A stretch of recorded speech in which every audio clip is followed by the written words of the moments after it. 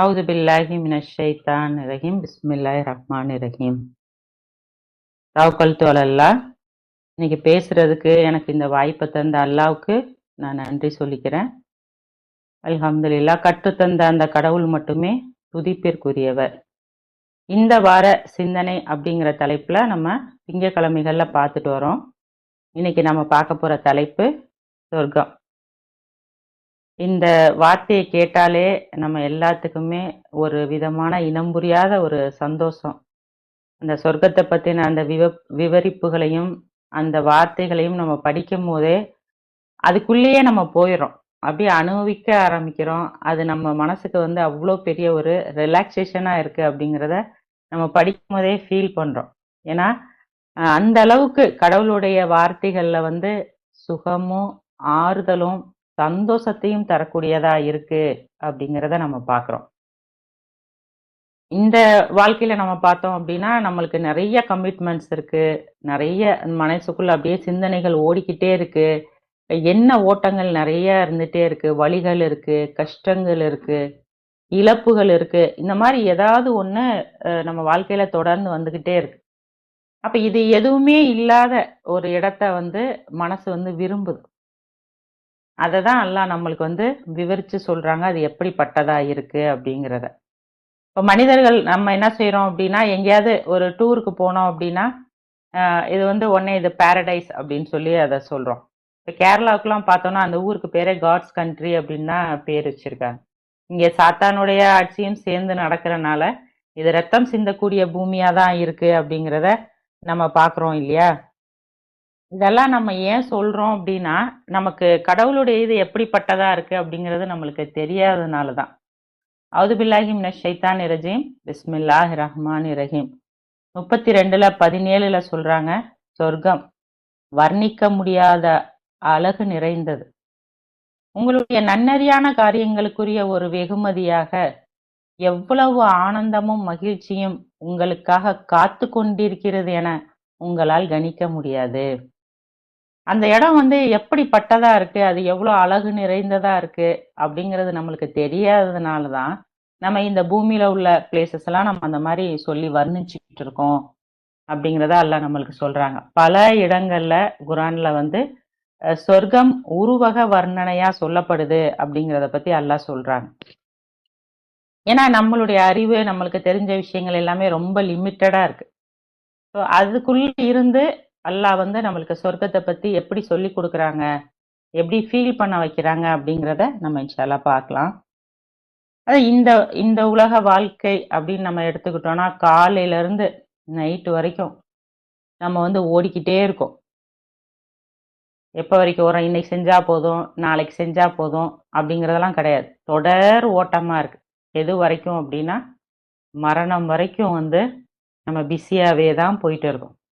பெண்களா இருந்தா இப்ப காலையில சீக்கிரமே எழுந்திரிக்கணும், பசங்களை ஸ்கூலுக்கு கிளப்பணும், அவங்களுக்கு லஞ்ச் செஞ்சு கொடுக்கணும். அது அவங்களுக்கு 2 கிட் இருந்தா கூட ஒருத்தருக்கு ஒண்ணு பிடிக்கும், ஒருத்தருக்கு காரம் பிடிக்கும், ஒருத்தருக்கு ஸ்வீட் பிடிக்கும். அப்புறம் ஃபேமிலியில உள்ளவங்களுக்கு வேற ஒண்ணு பண்ணணும். இன்னைக்கு என்ன சமையல் பண்ணலாம், நாளைக்கு என்ன பண்ணலாம், இது எவ்வளோ பெரிய ஒரு டென்ஷனா ஸ்ட்ரெஸ்ஸா இருக்கு. அது வந்து ரொட்டீன் ஒர்க் தான். பட் அதை வந்து நம்மளால வந்து தொடர்ச்சியா அதே மாதிரியே பண்ண முடியல. அதனாலேயே நம்மளுக்கு பல டென்ஷன் வருது. அதே மாதிரி ஆண்களுக்கு பார்த்தோம்னா இப்ப ஆபீஸ் போறவங்களா இருந்தா டைமுக்கு கிளம்பி போகணும். முடியுது முடியல அதெல்லாம் பார்க்கவே முடியாது. டிராஃபிக் எதுவா இருந்தாலும் கரெக்ட் டைம்ல போய் நிக்கணும். அதே மாதிரி வேலை தொழில் பண்றவங்களா இருந்தாலும் அவ்வளவு பேரையும் வச்சு அந்த வேலையை சரியான முறையில செய்யறதுக்கும் அவங்களுக்கு எவ்வளவு டென்ஷன் அந்த அந்த ஒர்க்கை அன்னைக்குள்ள முடிக்கிறதுக்கு. இது ஒவ்வொரு மாதமே ஒரு கமிட்மெண்ட் மாதிரி இருக்கு. ஸ்கூல் ஃபீஸ் கட்டணும், வாடகை கொடுக்கணும், ஆஸ்பத்திரி அந்த மாதிரி தேவைகள் இருந்தா பார்க்கணும். இப்போ வீட்டுக்கு ஜாமான்கள் வாங்கி கொடுக்கறதுல இருந்து இப்போ நோன்பு வருது, நோன்புக்கான பர்ச்சேஸ்லாம் பண்ணணும். இந்த மாதிரி அவங்க பொருளாதார இதையும் சேர்ந்து பார்க்க வேண்டி இருக்கிறதுனால அந்த கமிட்மெண்ட்ஸ் அவங்களுக்கு டென்ஷன் ப்ரெஷரா போய்க்கிட்டே இருக்கு. ஒரு வேலை முடிஞ்சிருச்சுன்னா நம்மளுக்கு இன்னொரு வேலை வந்துடுது. ஒரு செலவு முடிஞ்சா இன்னொரு செலவு வந்து நம்மளுக்கு வந்துடுது. ஸோ தேவைகளை பூர்த்தி செய்யறதுக்கு நம்ம ஓடிக்கிட்டே இருக்கிறனால நமக்குள்ள பல ஸ்ட்ரெஸ்ஸுகள் வந்து அப்படியே ஒரு கமிட்மெண்ட்டா அப்படியே போய் அப்படியே தொடர்ந்துகிட்டே இருக்கு. நான் வந்து சில நேரங்கள்ல நினைப்பேன், இந்த இந்த தொடர்ந்து வந்து கிச்சன்ல நின்னுட்டு சமைச்சுட்டே இருக்கும்போது, ஒரு 2 நாள் ஃப்ரீயா இருந்தா நல்லாருக்கும். ஒரு சமைக்கலன்னா பாத்திரம் கழுவியாவது ஆகணும். ஏதாவது ஒரு வேலை வந்து கிச்சன்ல போய் நின்னு பண்ற மாரி இருக்கும். அப்பதான் எங்கேயாவது கிளம்பி டூருக்கு போயிரலாம் அப்படின்னு சொல்லிட்டு, ஒரு 2 நாள், 4 நாள் அப்பவும் போறதுக்கு முன்னாடி பேக்கிங் வேலை, வந்தும் அம்புட்டையும் துவைக்கிறது, கிளீன் பண்றதுன்னு ஒரு பிளசன்ட்டா, பீஸ்ஃபுல்லான ஒரு இதுக்குள்ள நம்ம போயிட்டு வர்றோமா அப்படின்னா, ஒரு 1 வாரத்துக்கு ஒரு 5 நாளைக்கு வேணா சமைக்காம இருக்கலாம். அவ்வளோதான். மத்தபடி எல்லாமே வந்து நம்மளுக்கு ஸ்ட்ரெஸ்ஃபுல்லா தான் இருக்கு அப்படிங்கிறத நம்ம பார்க்குறோம். ஆனா அல்லாஹ் வந்து அதிலிருந்தே நம்மளுக்கு எப்படி சொல்லி தராங்க? சொர்க்கம் எப்படிப்பட்டதா இருக்கும் அப்படிங்கிறத சொல்லி தராங்க அப்படிங்கிறத நம்ம பார்க்குறோம். 76ல 14ல சொல்றாங்க. நிழல்கள் நிழல் அங்கே அவர்களை மூடிக்கொள்ளும். மேலும் பழங்கள் கைக்கெட்டும் தூரத்திற்கு கொண்டு வரப்படும். 56ல 20ல சொல்றாங்க. அவர்களுடைய விருப்பத்தின்படி தேர்ந்தெடுக்கின்ற பழங்கள். இன்னொரு வசனத்துல சொல்றாங்க, மனம் பரப்பும் பழங்கள் அப்படின்னு சொல்லி சொல்றாங்க. இப்ப நம்மளுக்கு இந்த ஓய்வு ஓய்வு கேக்குது அப்பப்போ. உடல் வந்து, மனசு எல்லாமே சேர்ந்து கொஞ்சம் கொஞ்சம் ஓய்வு எடுத்துட்டா நல்லா இருக்குமே அப்படின்லாம் நம்ம நினைக்கிறோம் இல்லையா? நல்லா சொல்றாங்க, நீங்க ஓய்வா உட்கார்ந்துக்கங்க. உங்களுக்கு என்ன வேணுமோ கேளுங்க.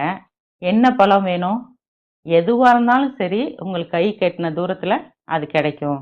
உங்களுக்கு எது விருப்பமோ அத நீங்க தேர்ந்தெடுத்துக்கலாம். இந்த மனம் பரப்பும் அப்படின்னு சொல்றாங்கல்ல, இப்ப வந்து பழங்கள்ல அந்த ரியல் வாசனையவே நம்மளால உணரவே முடியல. நான் அடிக்கடி வந்து வாக்கிங் போம்போது, பூக்கடைய கடந்து போம்போதெல்லாம் நான் அத ஃபீல் பண்ணுவேன். ரொம்ப தூரத்துக்கு வந்து அந்த பூவுடைய வாசனை நம்ம வந்து மைண்ட ஃப்ரெஷ் ஆக்கும். ஆனா, இப்ப அந்த அந்த மாரி பூக்கள்லாம் அந்த மாரி ஸ்மெல்லையே நம்மளால வந்து பார்க்க முடியல. ஏன்னா எல்லாமே வந்து கெமிக்கல் போட்டு, போட்டு அதோடைய அந்த ரியல் இதே போயிடுச்சு. இப்படி நம்மளுக்கு ஓய்வா உட்கார்ந்துட்டு, நம்ம சாப்பிடுறதுக்கு, நம்மளுக்கு அந்த பழங்கள் மட்டும் தான் கிடைக்குமா அப்படின்னா, இல்ல. சாப்பாடையும் எல்லாம் சேர்த்து சொல்றாங்க. 56ல 21ல சொல்றாங்க. அவர்கள் விரும்புகின்ற பறவைகளின் இறைச்சி. இப்ப நம்ம ஏதாவது ஒரு இடத்துக்கு விருந்துக்கு போனோம் அப்படின்னு வச்சுக்கோங்களேன். இது ஒரு மட்டன் 2 பீஸு, ஒரு சிக்கன் 2 பீஸ். அதுக்கு மேல நம்மளால சாப்பிட முடியறதில்ல. என்னதான் நம்ம சாப்பிடணும்னு நெனைச்சாலும், ஒரு 4 வெரைட்டி வச்சிருக்கப்ப இத எடுத்து வச்சுக்க, அத எடுத்து வச்சுக்கன்னு சொல்லும்போது, நம்மளால அத தொடர்ந்து வந்து அந்த கொஞ்ச நேரத்துல நம்மளால சாப்பிட முடியறதில்ல. ஆனா அல்லாஹ் சொல்றாங்க, நீங்க நீங்க விரும்புற இறைச்சிய நீங்க சாப்பிட்டுக்கலாம். அது காடை, கௌதாரி, செரவி தாராலாம் எங்க ஊர் சைடு வரும். அந்த மாதிரி உள்ளது, சிக்கனு. நீங்க தந்தூரி, கிரில் என்ன வேணுமோ, கிரேவியா வேணுமா? மட்டன் கபாப் வேணுமா உங்களுக்கு? என்ன வேணும்? பீஃப் சுக்கா வேணுமா? பீஃப் ரோல் வேணுமா? KFC சிக்கன் வேணுமா? இல்ல முயல் கறி அந்த மாதிரி வேணுமா? என்ன வேணும்? நீ விரும்புற இறைச்சி எல்லாமே இருக்கும் அப்படின்னு அல்லாஹ் சொல்றாங்க. என்ன வேணாலும் நீங்க சாப்பிட்டுக்கலாம். எவ்வளோ வேணாலும் சாப்பிட்டுக்கலாம். எப்ப வேணாலும் சாப்பிட்டுக்கலாம். அப்படி கலர்ஃபுல்லா இருக்கும். இங்க நோம்புலயே நம்ம மண்ணடி சைடு, இல்ல ட்ரிபிள் கேன் சைடு போனோம் அப்படின்னு பாருங்களேன், அப்படியே ஃபுல்லா கலர் கலரா இருக்கும். சிவப்பு, பச்சை, வெள்ளை கலர்ல சிக்கன் அப்படின்னு கலர் கலரா வச்சிருப்பாங்க. அத பார்க்கும்போதே நம்மளுக்கு மைண்ட் அவ்வளோ ஃப்ரெஷ் ஆகும். சாப்பிடும்போது இன்னும் மனசுக்கு வந்து புத்துணர்வு குடுக்கக்கூடியதா இருக்கு அப்படிங்கிறத நம்ம பார்க்குறோம். ஆனா, இப்ப இந்த அல்லாஹ் சொல்றது வந்து நீங்க விரும்புற இறைச்சிய ஃபுல்லா சாப்பிட்டுக்கலாம் அப்படின்னு சொல்றாங்க. ஆனா, இப்ப இந்த உலக வாழ்க்கையில நம்ம ஒவ்வொருத்தருக்குமே ஏதாவது ஒரு ஹெல்த் ப்ராப்ளம் இருக்கு. கொஞ்சம் கூட மட்டனோ, சிக்கனோ சாப்பிட்டுட்டா பிபி கூடிரும். கொலஸ்ட்ரால் ஹை ஆகுது. சுகர் இருக்கு. நைட்டு மசாலா சாப்பிடக்கூடாது. இனிப்பு சாப்பிடக்கூடாது. இந்த மாரி நம்ம வந்து நம்மளுடைய ஆசைகள கட்டுப்படுத்திக்கிட்டு இருக்கக்கூடிய ஒரு நிலையில தான் இந்த உலகத்துல நம்ம இருக்கோம் இல்லையா? இப்ப ஏதாவது ஒண்ண யாராவது வந்து இத சாப்பிடாத அப்படின்னு சொல்லும்போது தான், இன்னும் நம்மளுக்கு அத சாப்பிடணும் அப்படின்னே தோணுது. அந்த மனோ இச்சை வந்து இன்னும் அத தூண்டக்கூடியதா தான் இருக்கு அப்படிங்கிறத நம்ம பார்க்குறோம். அப்படி நம்ம ஏதாவது ஒண்ணு ஆசைப்பட்டு சாப்பிட்டுட்டோம்னா, சுகர் கூடிருது. அது இன்னும் நம்மளுக்கு டென்ஷன் ஆயிடுது. இப்ப சுகர், பிபி இல்ல அப்படின்னா, வெயிட் கூட ஆரம்பிச்சுருது. ஏதாவது ஒண்ணு நம்ம சாப்பிடும் பொழுது ஒரு ஏஜுக்கு அப்புறமோ, இல்ல ரொம்ப ஹெல்த் கான்ஷியஸா இருந்தோம்னா, நம்ம பயந்து பயந்து தான் அந்த அந்த சாப்பாடு ஐட்டங்கள்லாம் ரொம்ப லிமிட்டாவும், ஒரு டென்ஷனோடையும், பயத்தோடையும் யாராவது எடுத்து வாங்கி வச்சுருவாங்களோ சாப்பிடாத அப்படின்னு சொல்ற மாரி ஒரு நிலையில தான் நம்ம அத வந்து சாப்பிடுற மாதிரி இருக்கு. ஆனா அல்லாஹ் சொல்றாங்க, சொர்க்கத்துல நீங்க மனம் விரும்புகின்ற எத வேணாலும் நீங்க சாப்பிடலாம் அப்படின்னு சொல்றாங்க. 13ல 35ல சொல்றாங்க. நல்லோர்களுக்கு வாக்களிக்கப்பட்டிருக்கும் சுவனத்தின் உருவகமானது பாயும் ஆறுகள், தீர்ந்து போகாத வாழ்வாதாரங்கள் மற்றும் குளிர்ந்த நிழல்.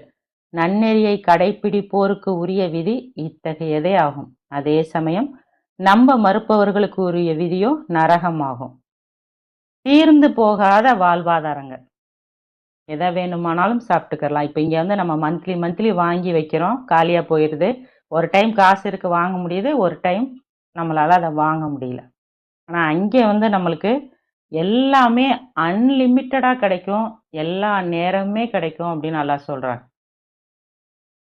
பானங்கள் பத்தி அல்லாஹ் சொல்றாங்க, வடிகட்டப்பட்ட தேன்.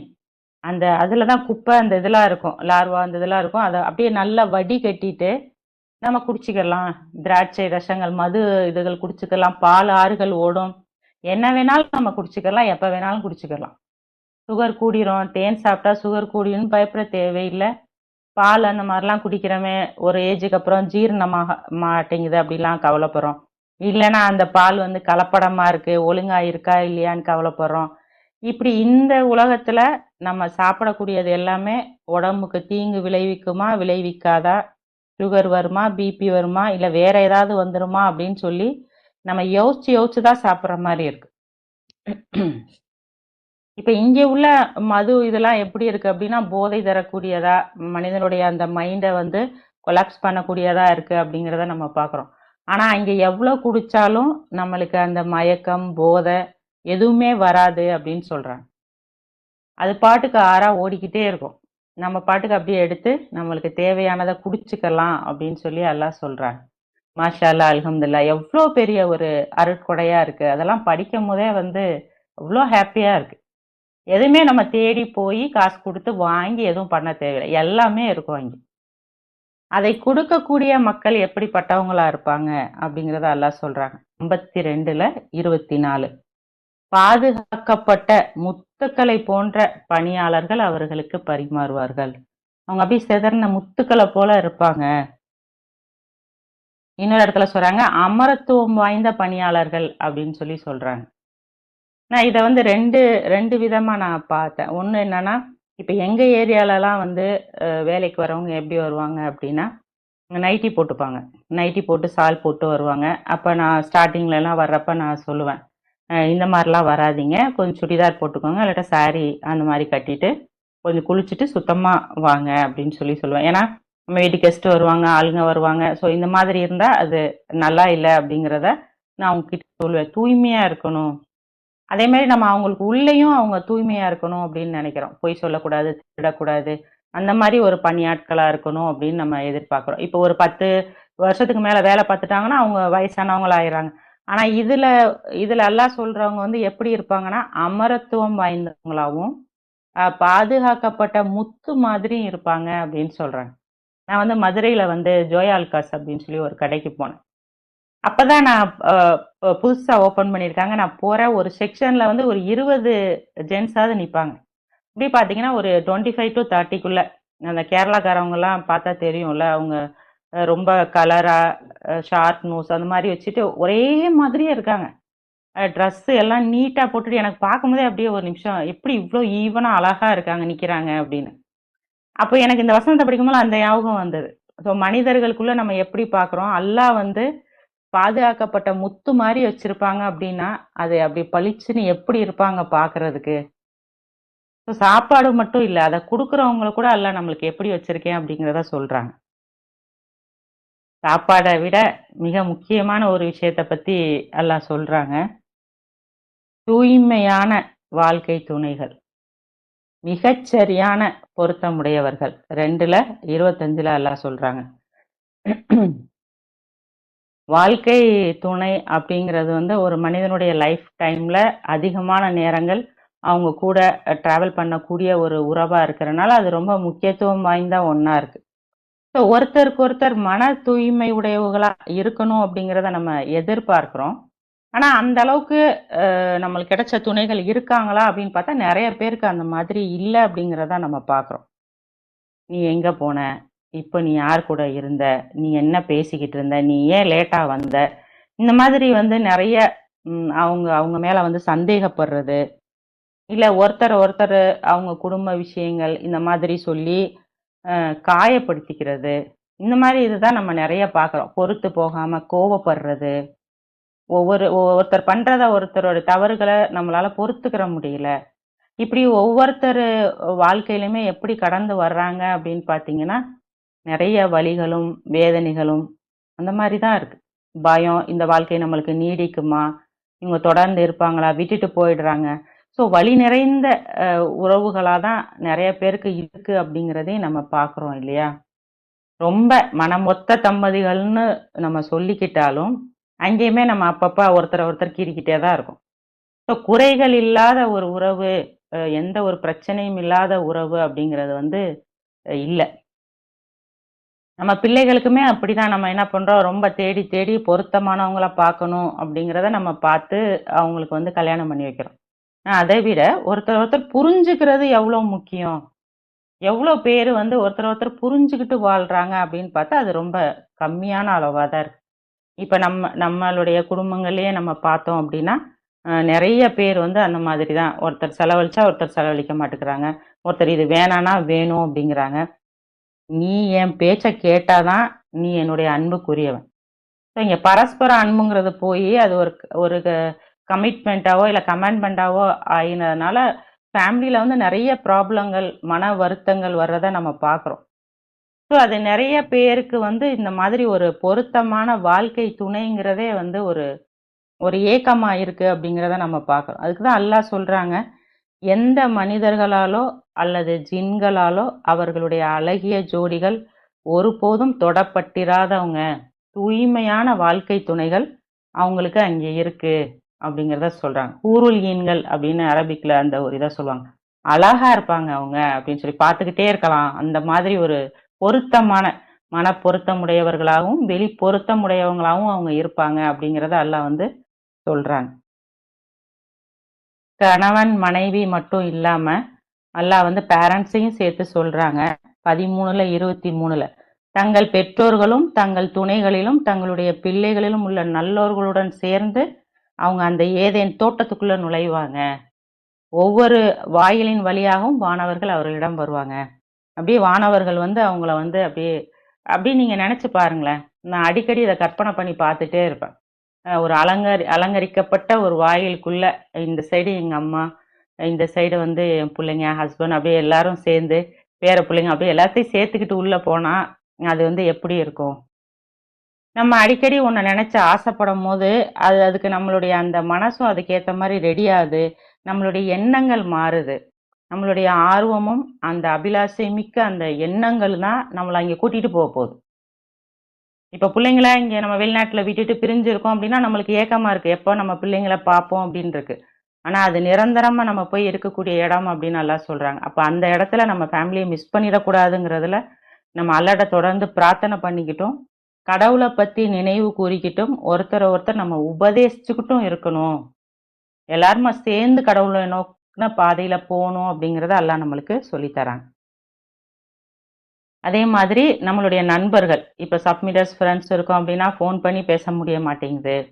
நேர்ல போய் உட்கார்ந்து பேச முடியல. ஆனா, அங்கே எல்லாருமா உட்கார்ந்து நம்ம பேசிக்கிருவோம் அப்படின்னு சொல்லி அல்லாஹ் சொல்றாங்க. ஒரு ஒரு கனி வர்க்கங்கள், ஆகாரங்கள் கொடுக்கப்படும் போதெல்லாம், இதுதான் இதற்கு முன்னரும் எங்களுக்கு வழங்கப்பட்டது அப்படின்னு சொல்லி, அவங்க அந்த நன்னெறியான வாழ்க்கையை நடத்தின ஒரு நண்பர்கள் எல்லாரும் உட்கார்ந்துகிட்டு, அல்லாஹ்வ பத்தி அந்த மாதிரி பேசுவாங்க அப்படிங்கிறத நம்மளுக்கு படிக்கும்போதே, அந்த அல்லாஹ்வ பத்தி மட்டும் பேசுறது அப்படிங்கிறது இருக்குல்ல. இப்ப சொந்தக்காரவங்கலாம் குடும்ப விஷயங்கள் பேசும்போதும், நம்ம ஃப்ரெண்ட்ஸ் கூட உட்கார்ந்து அல்லாஹ் பத்தி பேசுறதுக்கும் நெறைய நம்ம மனங்கள் வந்து அது அது வித்தியாசமா உணருது இல்லையா? அது எவ்வளோ சந்தோஷமா இருக்கு, அல்லாஹ் பத்தி பேசுறது. ஸோ அங்கேயும் அந்த மாரி ஃப்ரெண்ட்ஸோட நம்ம இருப்போம் அப்படிங்கிறத அல்லாஹ் நம்மளுக்கு சொல்லி தரான். இந்த வசனத்தைலாம் படிக்கும்போது, இப்ப படிக்கும்போது இன்னுமே வந்து எனக்கு ரொம்ப அத படிக்கும்போதே எனக்கு சிரிப்பு தான் வரும். நீங்க தங்க தாம்பாளங்களும், உங்களுக்கு அது குவளைகளும் உங்களிடம் முன்வைக்கப்படும். அத்துடன் இதயங்கள் ஆசைப்படுகின்ற, கண்கள் ஆசைப்படுகின்ற ஒவ்வொன்னும் உங்களுக்கு கிடைக்கும். நீங்க அதுல என்னன்னைக்குமே இருப்பீங்க அப்படின்னு சொல்றாங்க. வெள்ளி ஆபரணங்கள், தங்க ஆபரணங்கள், காப்புகள் போடப்படும், குவளைகள் இருக்கும். வெள்ளியில வந்து ஒளி ஊடுருவ அந்த ஊடுருவி உள்ள வர்ற வெள்ளி கிண்ணங்களும், கூஜாக்களும் உங்களுக்கு இருக்கும் அப்படின்னு சொல்றாங்க. 1 கிராமே இன்னைக்கு என்ன விலை விக்குது? தங்க தாம்பாளத்துல சாப்பிடுவோம். நீ என்ன என்ன ஜுவல் வேணாலும் போட்டுக்கலாம். அது எந்த மாதிரி ஜுவல் வேணாலும் எடுத்து போட்டுக்கலாம். அது வெள்ளியாலயும் போட்டுக்கலாம் ஃபுல்லா, தங்கத்திலயும் போட்டுக்கலாம். ஒட்டியாணமா வேணாலும் போட்டுக்கலாம், கொலுசா வேணாலும் போட்டுக்கலாம். என்ன வேணாலும் போட்டுக்கலாம் அப்படின்னு அல்லாஹ் சொல்றான். இப்ப அந்த மாதிரி பெண்களுக்கு ரொம்ப நெருக்கமான ஒண்ணு. இந்த நகை, ஆடைகள் இது எல்லாமே. வெல்வெட்டு, பட்டு ஒரு கலர் புடிச்சா இன்னொரு கலர் எடுக்க முடியுமா? அது விக்கிற விலையில?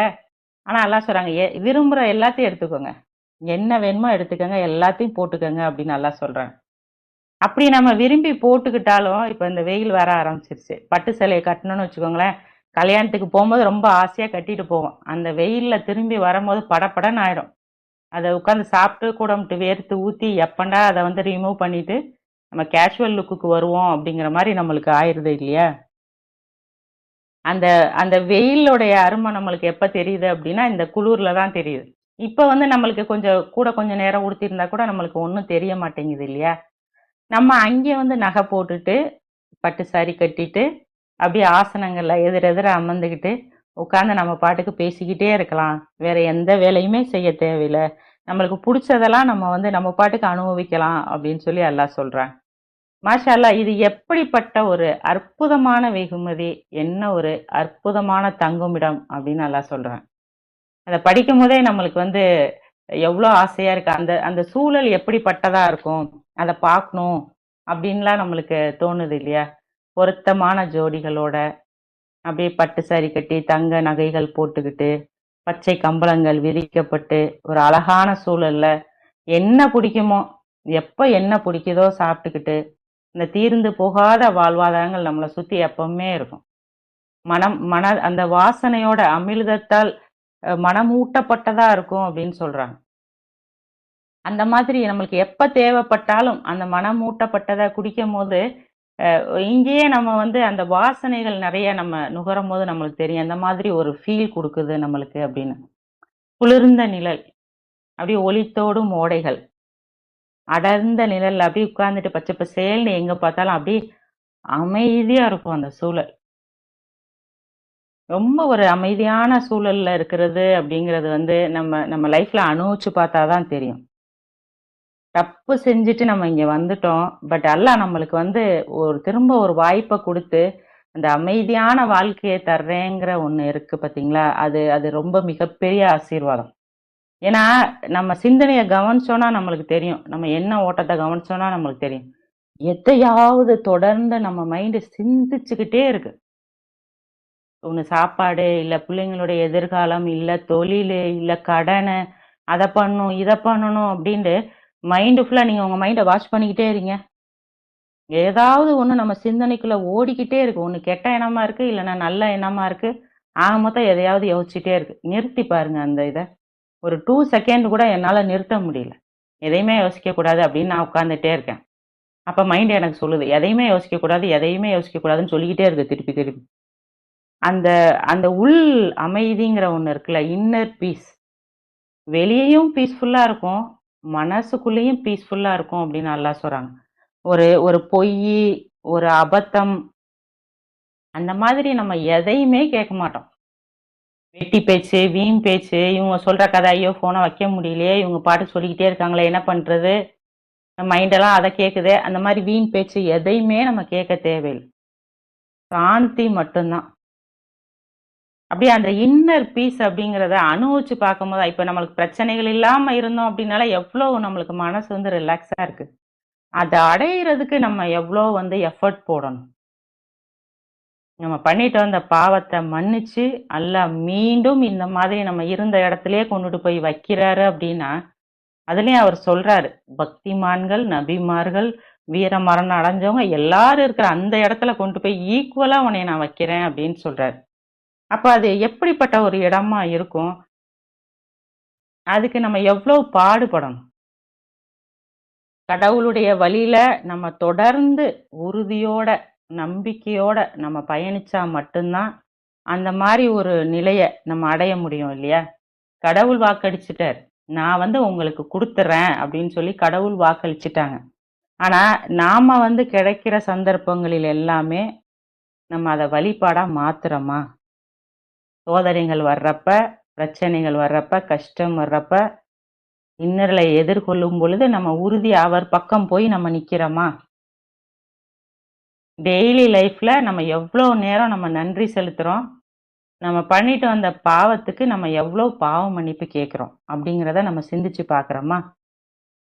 இப்ப நாளையிலேருந்து நம்மளுக்கு நோன்பு ஸ்டார்ட் ஆகப்போகுது. இப்ப நோம்புங்கிற ஒண்ணு எப்படிப்பட்ட ஒண்ணா இருக்குன்னா, அது ஒரு பிளாக் பஸ்டர் மூவி மாதிரி. ஒரு ரஜினி படம், விஜய் படம்னா நம்பி காசு போடுவாங்க. ஒரு வாரம் 10 நாள்ல எடுத்துறலாம். லாபத்தோட எடுத்துறலாம் அப்படின்னு போடுவாங்கல்ல, அந்த மாதிரி ஒரு ஆஃபர வந்து அல்லாஹ் நம்மளுக்கு குடுக்குறாங்க. ஆன்லைன்ல ஏதாவது போட்டு வாங்கணும்னா, நான் எல்லாத்தையும் கார்ட்ல எடுத்து வச்சுப்பேன். எடுத்து வச்சுட்டு, எப்பனா ஆஃபர் வரும்னு வெயிட் பண்ணுவேன். வந்தவுடனே டக்குன்னு போட்டு வாங்கிருவேன். காசு கம்மியாகும் அப்படின்னு. இது வந்து அல்லாஹ் நம்மளுக்கு வந்து ஒரு ஆஃபரா குடுக்குறாங்க. நன்மைகள கொள்ளையடிக்கிறதுக்கான ஒரு ஆஃபர். போட்டி போடுறவங்க, இதுக்கு போட்டி போடுங்க அப்படின்னு அல்லாஹ் சொல்றாங்க. இப்ப இந்த உலக வாழ்க்கையில நம்ம ஒவ்வொன்னையும் பெறுறதுக்கு கடின முயற்சி, விடாமுயற்சி எடுக்கிறோம்.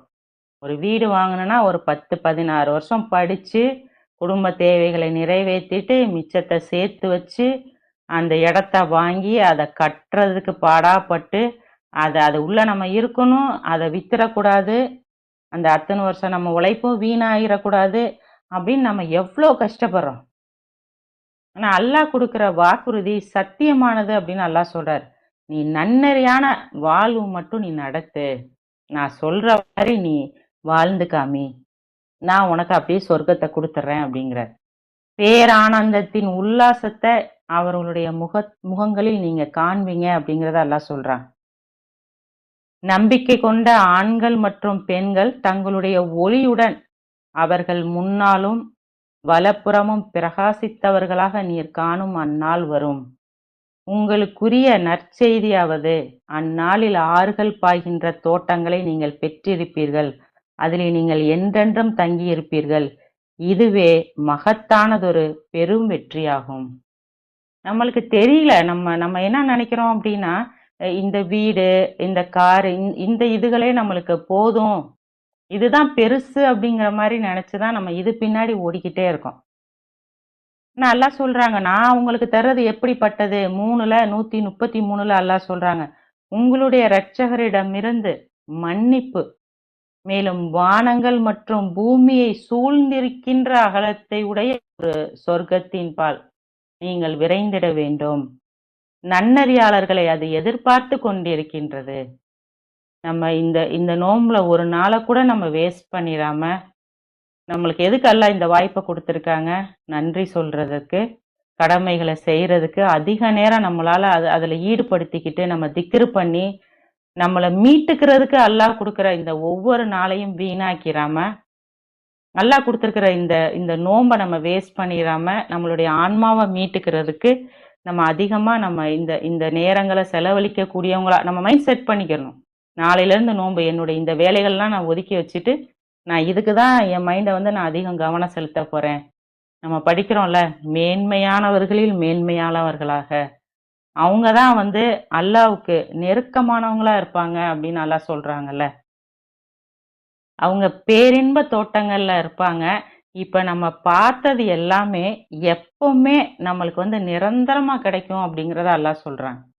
இப்ப நிரந்தர வாழ்வு தானே நம்மளுக்கு வேணும். எப்பவுமே எல்லாமே குறையில்லாம நம்மளுக்கு நிரந்தரமா தரக்கூடிய ஒரு வாழ்வை நோக்கி தான் அல்லாஹ் நம்மள வந்து அழைக்கிறான். அல்லாஹ் நம்மளுக்கு குடுத்ததுல நம்ம திருப்தி அடைஞ்சவங்களா, திருப்தி அடைந்ததாகவும், திருப்தி அளிப்பதாகவும், திருப்தி உற்றதாகவும் அப்படின்னு சொல்றாங்க. நம்ம செய்யக்கூடிய அந்த நன்னறியான காரியங்கள்ல அல்லாஹ் திருப்தி அடையணும். அல்லாஹ் புறத்துல நம்ம வந்து திருப்தியா போய் சேர்றதுக்கும் அல்லாஹ் நம்மளுக்கு கிருபை செய்யணும். நம்ம எல்லாருமே பாடுபட்டு அந்த நிரந்தர சொர்க்கத்துல வசிக்கக்கூடியவங்களா, அதை அடையக்கூடிய மக்களா அல்லாஹ் நம்ம அனைவரையும் ஆக்கி அருள்பாலிப்பாராக. அல்ஹம்துலில்லாஹ். மாஷா அல்லாஹ். லா குவத்த இல்லா பில்லா. ஸலாமுன் அலைக்கும்.